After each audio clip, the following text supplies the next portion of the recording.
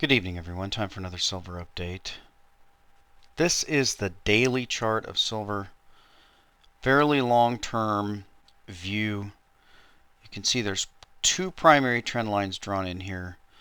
The one from the 2008 fall bottom, and of course the top from the 2011 May smackdown.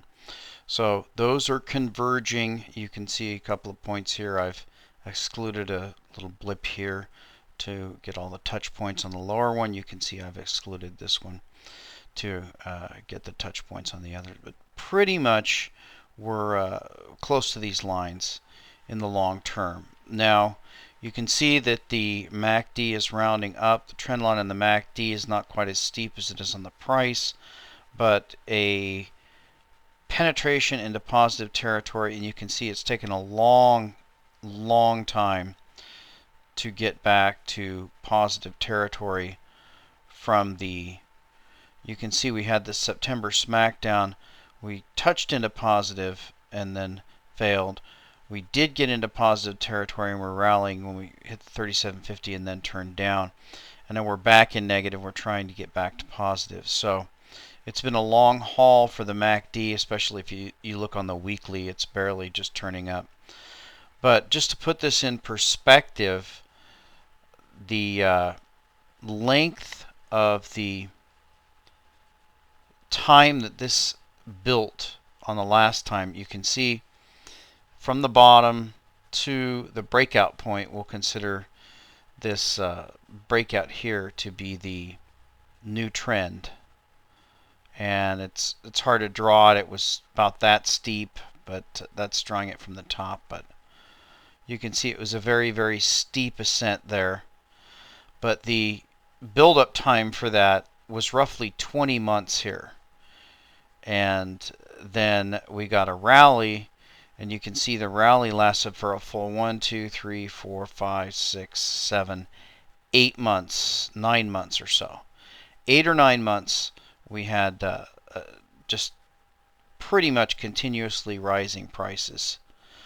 So the question is, when will this last sideways situation, when will it end? And if it does, and when it does, will we get another 8 months or so of rising prices, and where will we go from there? So if we build off of a base of, say, 30 and take off to these percentages, you can see we went from 20 to, we'll just say 50, so we went 2.5 fold. So if we go 2.5 fold from a base of 30, that gives us a target of about $75. That's another number that a lot of people have mentioned. So at some point it appears that we're going to get that rally like we had back in 2010. By the way, that coincided with QE2. Are we coming up to a QE3? There's a lot of speculation. We don't know. So we'll just have to wait and see. To the question of the night, this is from PH Rank. My mom is finally switching to PMs. First off, thank you so much for videos to cite your walk of faith. Hope you're feeling better, doing better. I think I finally may have convinced my mom, retired, to switch from her current investments, bank guaranteed HA investment certificates, to PMs. The question I have is how to switch, all at once or gradually. What ratio of cash, silver, gold? She needs money on a regular basis to pay for her senior residence, though silver would be best for the long term, i.e. 1 year out expenses, gold 1 year expenses, some cash for immediate. Please advise. Well, obviously I can't advise because I don't give financial advice, but I can comment on this idea. And the first thing that comes to mind is probably the reason that some of these people are thinking about it, switching, because the bank certificates really aren't paying anything. I don't know what a 5-year CD is paying, but I'm willing to bet it's probably less than 1%. So for all intents and purposes, you might as well just keep your cash in a savings account and just pay your monthly whatever you need, because There's just no interest rate being paid. So how does that impact your investment decisions? Well, how safe do you think your money is sitting in the bank? I think the FDIC limits $250,000. Are you going to have enough cash to meet your monthly obligations? In my opinion, it's pretty much the same thing as just if you're just taking the cash out of a savings or checking account as waiting for these CDs to mature, because there's really no difference. It's such a small difference that unless you're talking millions and millions and millions of dollars, it's a pittance. So the only real question is, because those are cash or cash equivalents either way, is how much money does someone who's retired, currently retired, that needs the money on a monthly basis, how much are they going to sink into silver and gold? And that, I would say, if I were looking at my own situation and I were in that type of situation, I certainly wouldn't put cash into silver and gold unless I was willing to have it trapped for quite a while, because it could go down. And I certainly would not put anything that I expected to need within the next even couple years. So I would not advise anyone in my family, or I would not take the risk myself of getting locked into something. Now, I'm not saying that it's illiquid, because generally it's not, but if you have cash expenses and you need your cash, then you definitely want to preserve your cash. Like I said, CD or savings account, there's really no difference at this point. So on to the news of the night. This is very interesting. We have a report coming out of Yahoo that Walker succeeded in his defeat of the recall election. And what's kind of striking about this, when you look at it, and I don't know if actually want to go to the Yahoo article, Scott Walker retains governorship in Wisconsin recall race. And what's interesting is the initial report here. Now, I don't know if this is accurate or not, or what it'll end up being. This is supposedly with 25% of the precincts reporting, so maybe it is. But 61 to 39%, that's a pretty big rout. Now, I can see that the Democrats are already talking about how they were outspent by some factor. But if that's a true number, then that is a big setback. And the Forbes article that just came out, read a little bit of this, because I think this is going to be an important take. The headline is, Governor Walker's victory spells doom for public sector unions. Now, I'm neither a Republican or a Democrat. I definitely, though, side with Scott Walker in this campaign. In my mind, it's absolutely ridiculous that we even have public sector unions. I mean, it's absurd. Now, I'm not against unions. I hope that unions actually strengthen in this country, as far as unions for people who are negotiating a decent wage from private businesses that are very profitable, and they have a reasonable amount of leverage based on the skills and talents of their workers. And I don't have any problem with collective bargaining for those people. But people who are living off of taxes, and for the most part, people who are living at a much higher standard of living than the taxpayers that they're receiving the taxes from, that's an entirely different thing. That to my mind is absurd. So let's read a little bit of this Forbes article and see if they're right. Public sector unions have reached their high water mark. Let the cleanup begin as the red ink recedes. Despite a last-minute smear campaign accusing Scott Walker of fathering an illegitimate love child, I hadn't heard about that. That's desperation. The governor's recall election victory sends a clear message that should resonate around the nation. The fiscal cancer devouring state budgets has a cure, and he has found it. The costly defeat for the entrenched union interests that tried to oust Walker in retribution for challenging their power was marked by President Obama's refusal to lend his weight to the campaign for fear of being stained by defeat. We'll see how well this strategy of opportunistic detachment serves in the fall as Obama reaches out to unions for support. This fight is not without precedent. Progressive patron saint Franklin Delano Roosevelt, who more than any other president sent our country on a course away from the founding principles of limited government, knew that public sector unions would be the death of the social welfare state he worked so hard to create. Hence, he consistently opposed allowing government employees to unionize. Today, Greece sets the example of what happens when public sector unions gain the upper hand.